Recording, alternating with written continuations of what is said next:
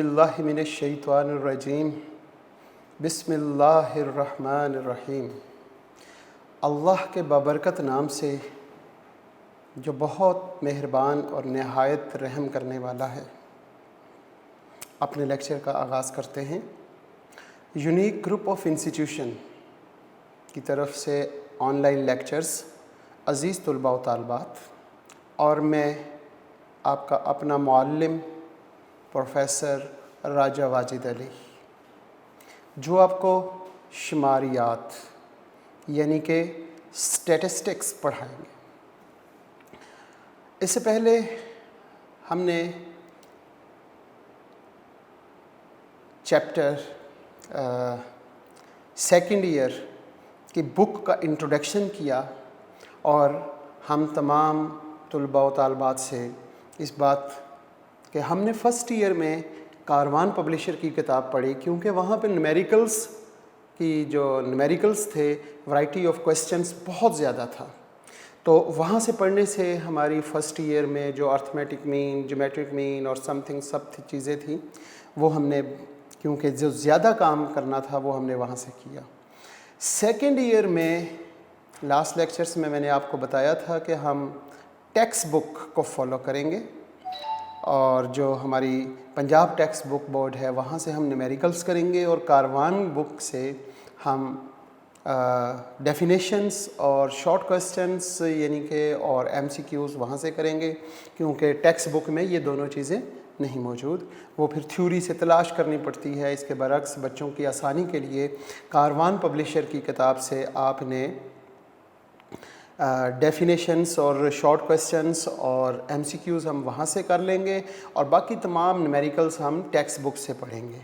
अपने लेक्चर का आगाज़ इल्म की दुआ से करते हैं, और वो दुआ इससे पहले भी मैंने बच्चों को सिखाई थी, और आज फिर हम अपने लेक्चर का आगाज़ उसी दुआ से करते हैं।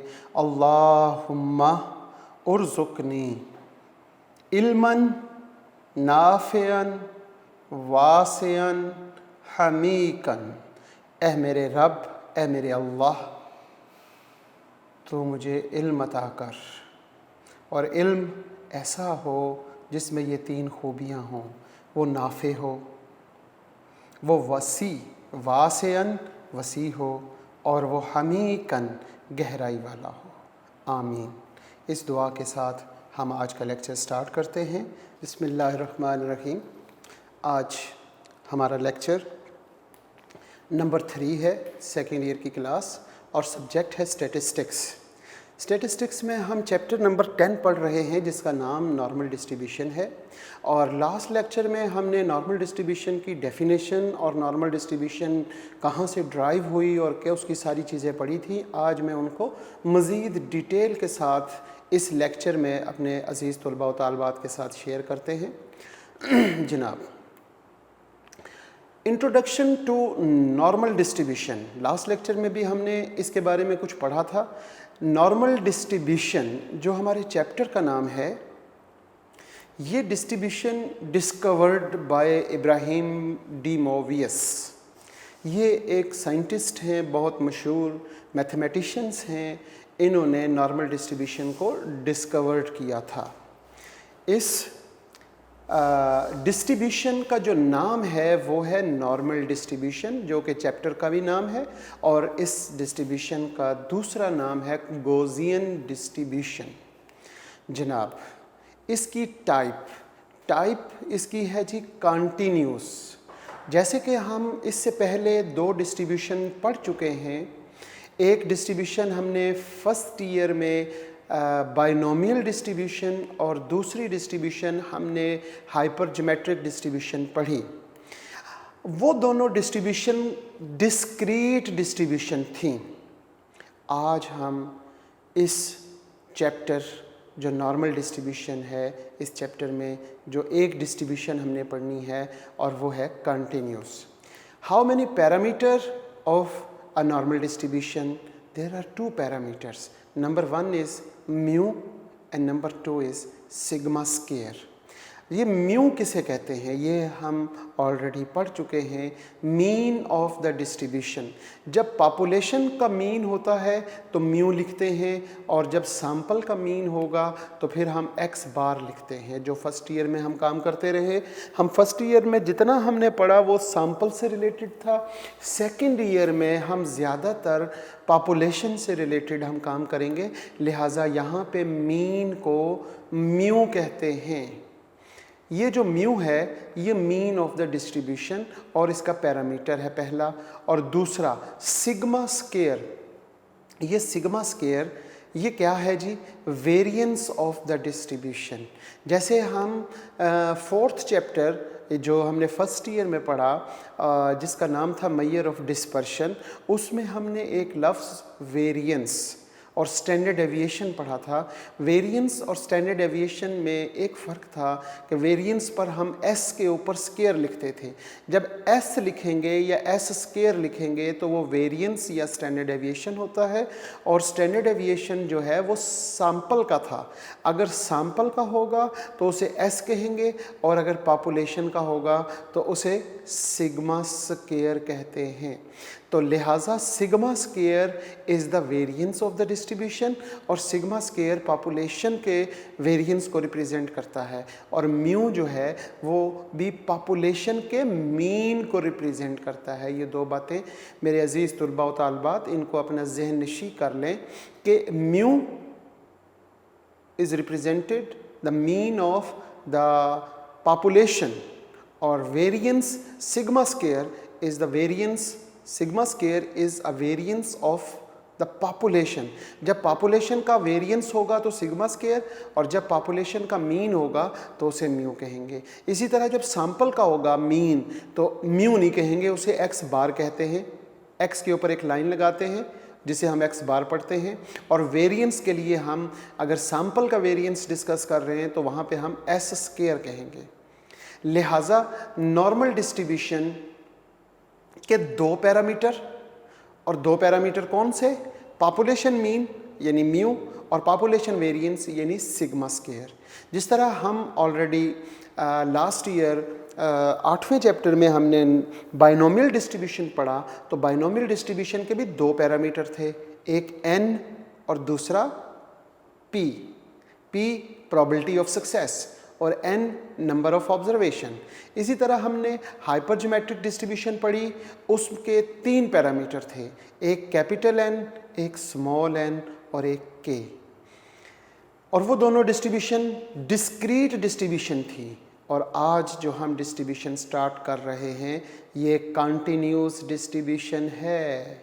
ये अक्सर MCQs में आता है कि normal distribution is a distribution type, और नीचे वो डिस्क्रीट, कंटिन्यूस और दो ऑप्शंस और दे देगा, तो ये कंटिन्यूस डिस्ट्रीब्यूशन है।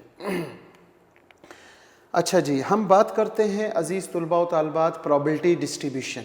प्रोबेबिलिटी डिस्ट्रीब्यूशन किसे कहते हैं? A probability distribution of a random variable may be discrete distribution और कंटिन्यूस डिस्ट्रीब्यूशन। प्रोबेबिलिटी डिस्ट्रीब्यूशन दो तरह की होती है, एक तो वो डिस्क्रीट डिस्ट्रीब्यूशन हो सकती है या फिर वो कंटिन्यूस डिस्ट्रीब्यूशन हो सकती है। जैसे मैं पहले अर्ज़ कर चुका हूँ कि हमने डिस्क्रीट डिस्ट्रीब्यूशन फर्स्ट ईयर में, जब हमने फर्स्ट ईयर में दो डिस्ट्रीब्यूशंस पढ़ी तो वो डिस्क्रीट डिस्ट्रीब्यूशंस थी, जो कि बाइनोमियल डिस्ट्रीब्यूशन और हाइपरज्योमेट्रिक डिस्ट्रीब्यूशन। और अब जो हम पढ़ने जा रहे हैं वो कंटिन्यूस डिस्ट्रीब्यूशन है, जिसका नाम नॉर्मल डिस्ट्रीब्यूशन है।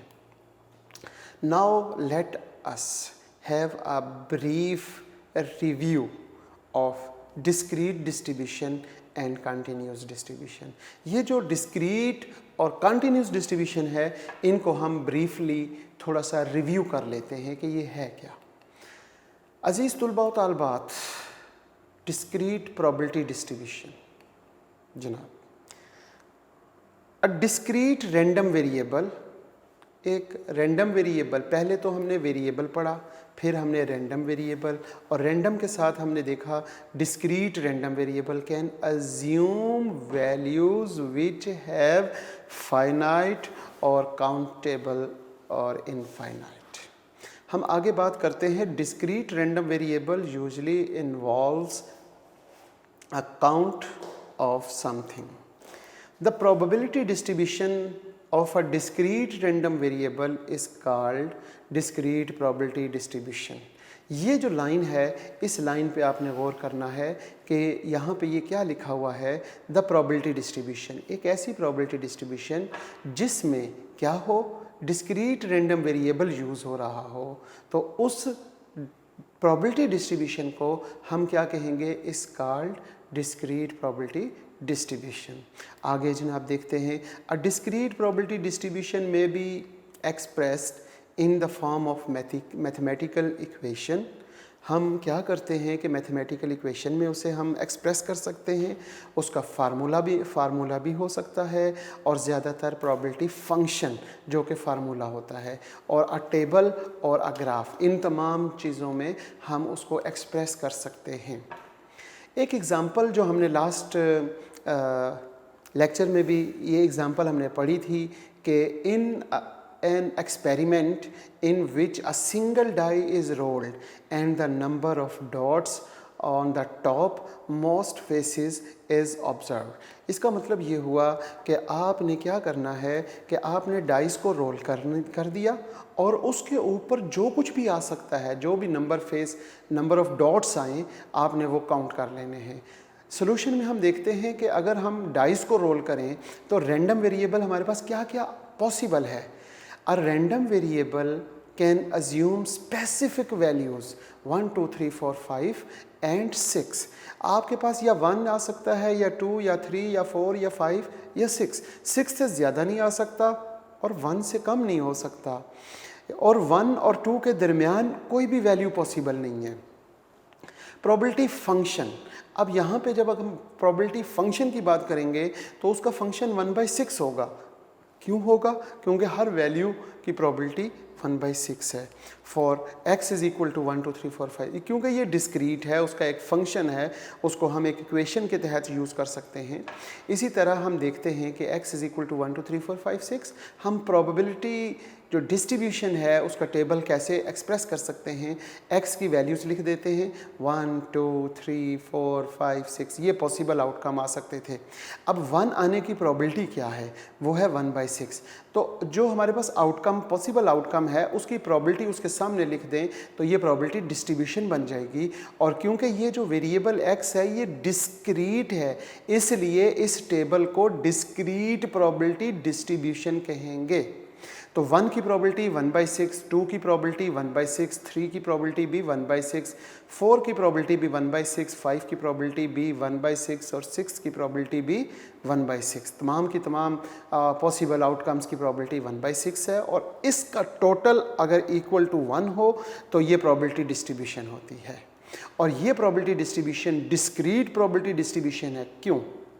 क्योंकि इस डिस्ट्रीब्यूशन में जो x है वो हमारे पास वेरिएबल जो है वो डिस्क्रीट वेरिएबल है, इसलिए ये डिस्क्रीट प्रोबेबिलिटी डिस्ट्रीब्यूशन है. Remember, the binomial and hypergeometric probability distribution are the example of the discrete random variable distribution. ये हम ऑलरेडी डिस्कस कर चुके हैं. Continuous probability distribution. रिकॉल, हम एक बात दोबारा याद करते हैं. डेटा कंटिन्यूस, कि कंटिन्यूस किसे कहते हैं? Continuous is one that can assume all the values in some interval on the number line. हमारे पास जो इंटरवल है उस इंटरवल के दरमियान we can assume all the values, सारी की सारी वैल्यूज़ अगर अज्यूम हो जाएं तो उसे हम कंटिन्यूस कहते हैं, जो नंबर लाइन पर मौजूद हैं. जैसे कि एग्जांपल के तौर पे हम देख लेते हैं. Continuous random variable is the weight of the male student of the post graduate level. हमारे पास पोस्ट ग्रेजुएट लेवल के स्टूडेंट्स हैं, हमने उनका वेट लिया. अब वेट जो है ना वो कंटिन्यूस वेरिएबल कहलाता है. जैसा कि the probabilities not included only might weight anywhere से 120 और 121. और अप टू सॉन 170। अब हमारे पास एक रेंज है 120 से 170 तक, but also the infinity of the number between these. इस रेंज के दरमियान हमारे पास इन्फिनिटी बेशुमार नंबर्स हैं हमारे पास इस रेंज के दरमियान 120 और 170, बल्कि 120 और 121 के दरमियान में भी हमारे पास इन्फिनिट नंबर हैं between 120 and 121। Even between two values, जो बात मैंने अभी आपको डिस्कस कर रहा था वही आगे पॉइंट के सूरत में लिखा हुआ है। Even between two values 120 and 121 are the infinite number of weights such as 120.00001, 120.000000124 and 120.04132 and so on. इस तरह के इन्फिनिट नंबर हैं 120 और 121 के दरमियान, जो हम क्या कर सकते हैं, वी कैन अज्यूम, हम अज्यूम कर सकते हैं कि किसी का वेट इतना हो। इसी तरह लिखा हुआ we can not attach probability to specified values. अब हम जो प्रोबेबिलिटी है किसी एक वैल्यू के साथ स्पेसिफिक नहीं कर सकते, जैसे हमने डिस्क्रीट में की थी, लिहाजा ये कंटिन्यूस है। Remember the normal probability distribution, जो चैप्टर हमारा है चैप्टर नंबर 10, और इस किताब का पहला चैप्टर जिसका नाम है नॉर्मल डिस्ट्रीब्यूशन या नॉर्मल प्रोबेबिलिटी डिस्ट्रीब्यूशन। तो normal probability distribution is an example of the continuous random variable distribution. Standardized random variable हमारा नेक्स्ट टॉपिक है जी, या नेक्स्ट हेडिंग है standardized random variable. Any random variable can be transferred. कोई भी random variable है, वो कंटिन्यूस है, डिस्क्रीट है, उसको हम ट्रांसफ़र करते हैं एक स्टैंडर्डाइज्ड रैंडम वेरिएबल में बाय द सब्ट्रैक्टिंग मीन, यानी कि जो हमारे पास वेरिएबल है उसमें से उसका मीन माइनस कर दें, and dividing by the standard deviation, और स्टैंडर्ड डेविएशन पे उसे डिवाइड कर दें, तो हमारे पास एक नया वेरिएबल बनेगा जिसको हम कहेंगे स्टैंडर्डाइज्ड रैंडम वेरिएबल। बहुत आसान सी डेफिनेशन है, any random variable can be transferred. किसी भी रैंडम वेरिएबल को ट्रांसफ़र कर दिया जाए, किस में, स्टैंडर्डाइज्ड रैंडम वेरिएबल में ट्रांसफ़र कर सकते हैं to the standardized random variable. कैसे, बाय सब्ट्रैक्टिंग द मीन, उस वेरिएबल में से मीन को माइनस करें और जो जवाब आए अब आप डिवाइड कर दें बाय स्टैंडर्ड डेविएशन। इफ़ हम सपोज करते हैं अ रैंडम वेरिएबल x, एक रैंडम वेरिएबल x है जी, हैज़ अ मीन म्यू, उसका मीन म्यू है, population mean mu and standard deviation sigma.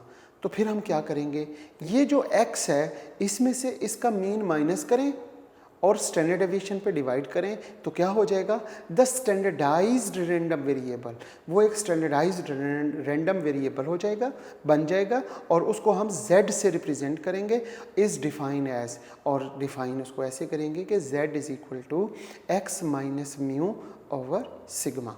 तो ये x हमारे पास रैंडम वेरिएबल है, इसको हमने ट्रांसफ़र किया standardized random variable that is called z। कैसे किया कि जो रैंडम वेरिएबल है उसमें से उसका मीन माइनस किया और स्टैंडर्ड डेविएशन पे डिवाइड कर दिया, यही इसकी डेफिनेशन है। अगर ये फार्मूला बच्चों को याद हो तो इसी फार्मूले को बच्चा अंग्रेज़ी में लिख ले तो वो इसकी डेफिनेशन बन जाती है।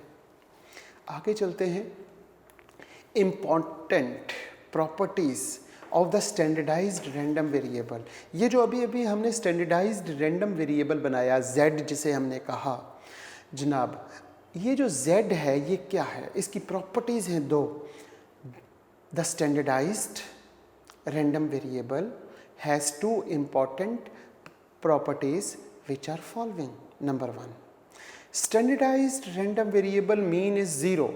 अब ये जो z है ना, जो स्टैंडर्डाइज्ड रैंडम वेरिएबल है उसका मीन हमेशा ज़ीरो होगा, और स्टैंडर्डाइज्ड रैंडम वेरिएबल का जो वेरिएंस है या स्टैंडर्ड डेविएशन दोनों इक्वल होंगे। वेरिएंस और स्टैंडर्ड डेविएशन दोनों इक्वल होंगे, और किसके इक्वल होंगे, इक्वल टू 1। 1 का स्क्वायर ले लें तो 1 ही होगा, और 1 का अगर अंडर रूट ले लें तो भी 1 होगा। लिहाजा इसका स्टैंडर्ड डेविएशन, इसका वेरिएंस दोनों 1 होते हैं, और इसका जो है मीन ज़ीरो होता है। आगे चलते हैं, history of normal distribution. Normal distribution की हिस्ट्री के बारे में हमने थोड़ा सा ओवरव्यू लेना है, गो कि हमारे लिए इतना ज़रूरी नहीं है, लेकिन थोड़ा सा हमें मालूम होना चाहिए जो हम पढ़ने जा रहे हैं। पहली बात जो हम ऑलरेडी पढ़ चुके हैं कि the discovered by the equation या formula of the normal distribution can be traced of these mathematicians. In 1733, the French mathematicians Ibrahim de Moivre's drive equation of the normal distribution based on the random variable या variation of the number of heads appearing the large number of the coins were tossed. ये 1733 में French mathematicians था Abraham de Moivre, उसने derive की normal distribution की equation, जो कि उसने कॉइन्स को थ्रो किया और large number of times coin को थ्रो करने के बाद उसने इक्वेशन ड्राइव की। अबाउट 100 ईयर लेटर, 100 साल पहले, टू मैथमेटिशियंस, ये उनके नाम है जी, Pierre Laplace in French and Carl Gaussian in Germans, discovered the equation of the normal distribution independently and without knowledge of the de Moivre's work. इन दोनों scientist ने independently इस पर काम करते हुए एक इक्वेशन ड्राइव की और उसको इससे पहले जो de Moivre's का काम था उसको नहीं मालूम था, क्योंकि उस वक्त इतनी एडवांस दुनिया नहीं थी। इन 1924 कार्ल पियर्सन फाउंड, उसने देखा कि de Moivre's ने डिस्कवर किया हुआ है फार्मूला बिफोर द लैप्लास और गॉसियस। The probability density function of the normal random variable x is defined in the term of two parameter, जो हम ऑलरेडी जिक्र कर चुके हैं कि इस डिस्ट्रीब्यूशन के दो पैरामीटर्स हैं, that is mean and standard deviation of the distribution। उस डिस्ट्रीब्यूशन का मीन और स्टैंडर्ड डेविएशन, और ये पॉपुलेशन का मीन के बारे में बात की जा रही है। Important of the normal distribution, the normal probability distribution consider to be the most important probability distribution. Normal distribution जो है ये हमारी स्टैटिस्टिक्स में एक मेन पिलर का काम करती है। किसी भी डिस्ट्रीब्यूशन का कोई भी क्वेश्चन कहीं पे भी सॉल्व ना हो रहा हो, उसको हम नॉर्मल डिस्ट्रीब्यूशन में कन्वर्ट करने के बाद हम इसे आसानी से सॉल्व कर सकते हैं। There are unlimited number of the continuous random variable. यहाँ पे -इन्फिनिटी टू +इन्फिनिटी इसकी रेंज होती है, जो कि आगे हम पढ़ेंगे। तो जब -इन्फिनिटी और +इन्फिनिटी के दरमियान अनलिमिटेड नंबर जितने भी हैं continuous number that have a normal approximate in normally distribution, उसको हम नॉर्मली डिस्ट्रीब्यूशन में अप्रॉक्सीमेट कर लेते हैं। There are other probability distribution of both discrete or continuous random variable that are approximately normal distribution under the certain condition। जो बात मैंने पहले बताई वही यहाँ पर है कि हमारे पास कोई भी दूसरी प्रोबेबिलिटी डिस्ट्रीब्यूशन हो, चाहे वो डिस्क्रीट हो, चाहे वो कंटिन्यूस हो, और उसमें से किसी में भी कोई प्रॉब्लम हो रही हो और उस क्वेश्चन सॉल्व ना हो रहा हो, तो उसको हम अप्रॉक्सीमेटली नॉर्मल डिस्ट्रीब्यूशन के अंडर कंडीशंस में लाते हुए उसे सॉल्व कर सकते हैं। Normal distribution several as the basis of the mainly concept the statistical inference. ज़्यादातर यहाँ पर हम जो इस्तेमाल करते हैं नॉर्मल डिस्ट्रीब्यूशन, हम इसका कॉन्सेप्ट लेते हैं कि हम इसके बारे में अपनी राय कायम करें। स्टैटिस्टिकल इन्फ्रेंस, हम अपनी राय कायम करें कि ये कैसा है, किस तरह का है, ये बेहतर है, ये चीज़ें सॉल्व की जाती हैं। जी जनाब, नॉर्मल डिस्ट्रीब्यूशन क्या है, इसकी डेफिनेशन। नॉर्मल डिस्ट्रीब्यूशन की definition, normal distribution is the limiting form of the binomial distribution. Normal distribution is the limiting form of the binomial distribution which the number of trial n is very large। जब हम क्या करते हैं normal distribution बनाने के लिए या इसकी डेफिनेशन याद करने की बात करते हैं, तो लिमिटिंग फॉर्म है जी, बाइनोमियल डिस्ट्रीब्यूशन की। ये लास्ट लेक्चर में मैंने आपको सॉल्व करके भी दिखाया था बोर्ड पे, और आज हम उसकी प्रॉपर डेफिनेशन पढ़ रहे हैं कि नॉर्मल डिस्ट्रीब्यूशन को अगर हम डिफ़ाइन करना चाहें तो क्या होगा। नॉर्मल डिस्ट्रीब्यूशन को डिफ़ाइन करने के लिए हम बात करते हैं limiting form of the binomial distribution, जो हम ऑलरेडी चैप्टर नंबर 8 में या चैप्टर नंबर 9 जिसका नाम था बाइनोमियल डिस्ट्रीब्यूशन और हाइपरज्योमेट्रिक डिस्ट्रीब्यूशन, उसमें हमने बाइनोमियल डिस्ट्रीब्यूशन को पढ़ा चैप्टर 9 में। तो बाइनोमियल डिस्ट्रीब्यूशन के साथ अगर लिमिट लगा दी जाए और उस लिमिट पे कंडीशन क्या हो, which the number of trials n is very large. अगर आपको याद हो अजीज़ तुलबा व तालबात, जब हम फर्स्ट ईयर में चैप्टर 9 कर रहे थे तो उसमें हमारे पास जो n था वो मैक्सिमम कितना था, मैक्सिमम 10 था। 9, 6, 5, 10, 12, इससे ज़्यादा नहीं था। लेकिन n इज़ वेरी लार्ज का मतलब है n अप्रोचेस टू इन्फिनिटी, यानी इतना हो कि हम अगर हम n इज़ इक्वल टू 100 तो एक टेबल में हम 100 वैल्यूज़ को नहीं दिखा सकते। n is very large and neither p यानी प्रोबेबिलिटी ऑफ सक्सेस और या फिर q probability of failure is very small, यानी कि प्रोबेबिलिटी ऑफ सक्सेस यानी कि p या फिर q, इन दोनों में से कोई एक बहुत स्मॉल हो, देन फिर क्या होगा, binomial distribution is convert into the normal distribution, is also called Gaussian distribution. मैंने आपको बताया कि नॉर्मल डिस्ट्रीब्यूशन इससे पहले इब्राहिम डेमोवियस ने इक्वेशन ड्राइव की थी, लेकिन इसके बाद वो कार्ल पियर्सन और एक जर्मन साइंटिस्ट गोज़ जो 1777 टू 1855 इनकी ये डेट्स हैं, इन्होंने क्योंकि मालूम नहीं था इनको तो इन्होंने भी काम किया, तो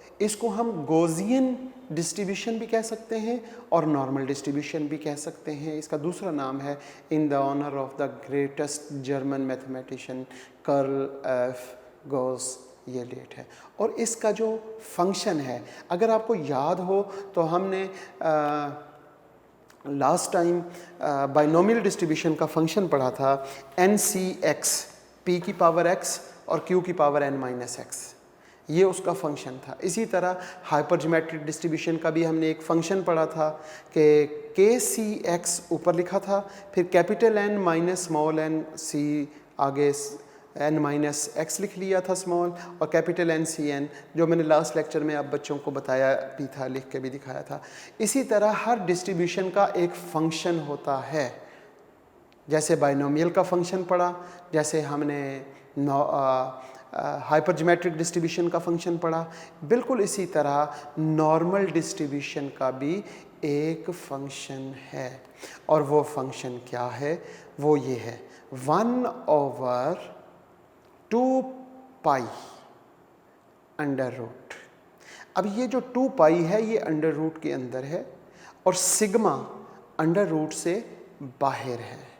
इसके आगे मल्टीप्लाई हो रहा है जनाब ये ई कहते हैं एक्सपोनेंशियल को, एक्सपोनेंशियल, और उसकी पावर में लिखते हैं -1/2, -1/2, आगे ब्रैकेट में लिखेंगे x minus mu over sigma raise to power 2।